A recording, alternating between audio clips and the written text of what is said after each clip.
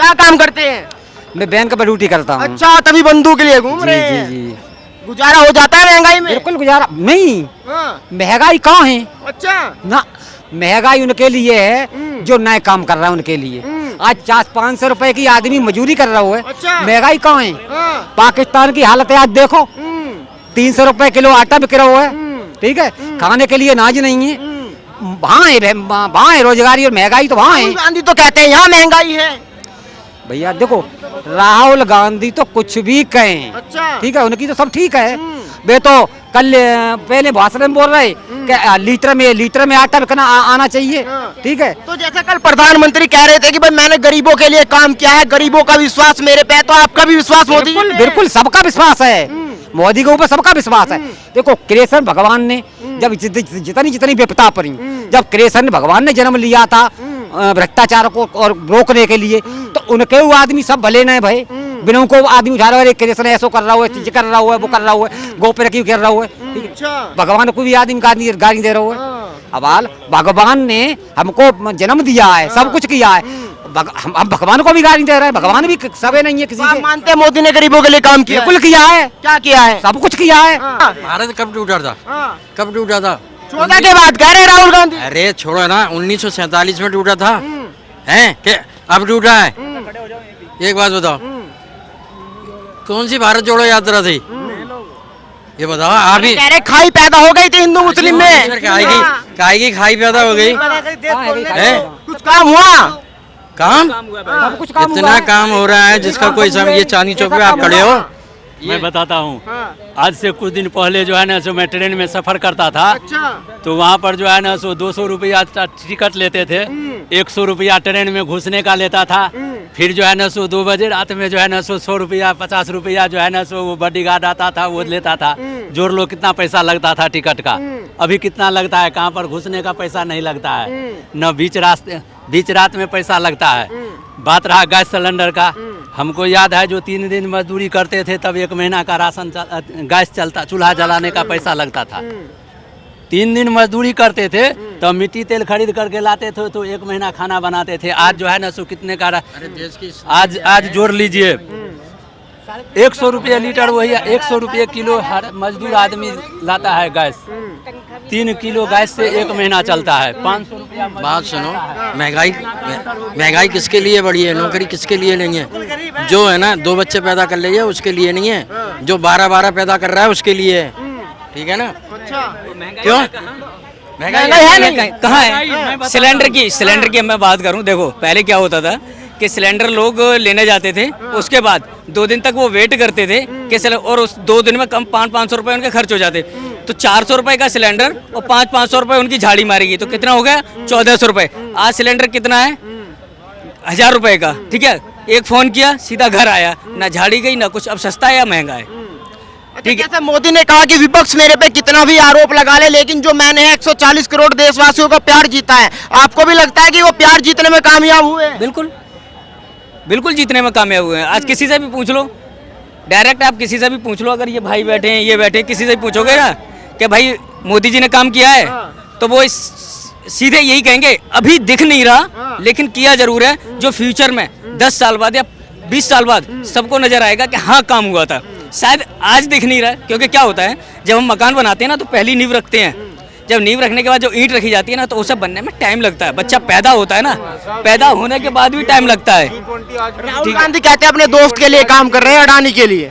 वो पागल हैं वो राहुल जी, उनके सही है। अच्छा, उनका कहना सही है। हाँ, क्योंकि चौकीदार से जो है ना सो किसको फायदा किसको नुकसान होता है पता है?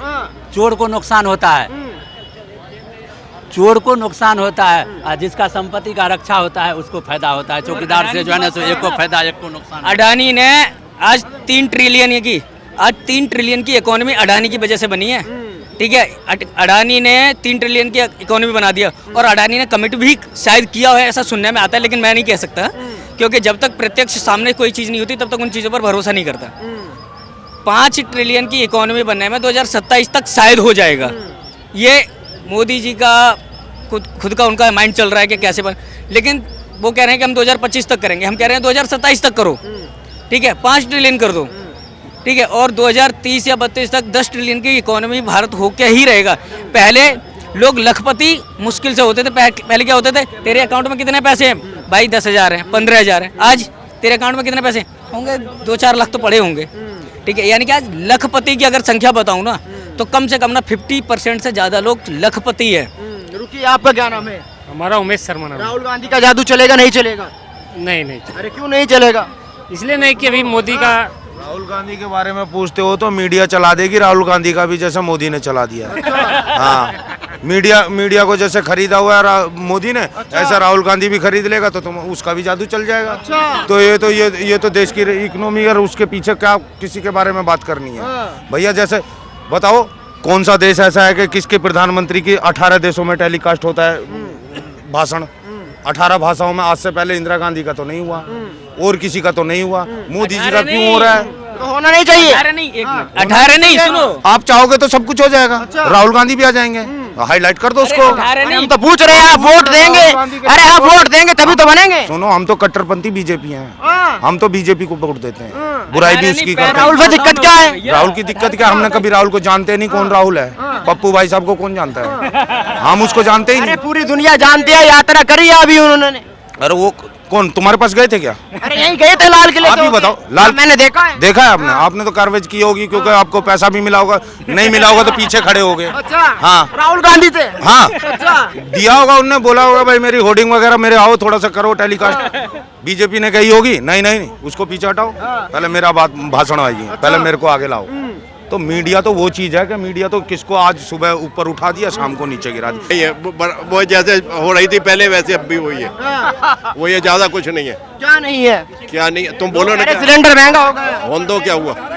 पहले भी था, अब भी महंगा, धीरे धीरे बढ़ रही है महंगाई, कोई घट नहीं रही। ठीक है, 24 में बदलाव होगा नहीं होगा? है 24 में बदलाव होगा नहीं होगा? नहीं, मोदी जी आएंगे और कोई उनके टक्कर का है ही नहीं। अरे राहुल गांधी है उनकी टक्कर में। राहुल गांधी को पता ही कुछ नहीं, उसको कुछ नहीं पता। क्यों नहीं पता? बताओ क्या बारे में पता है?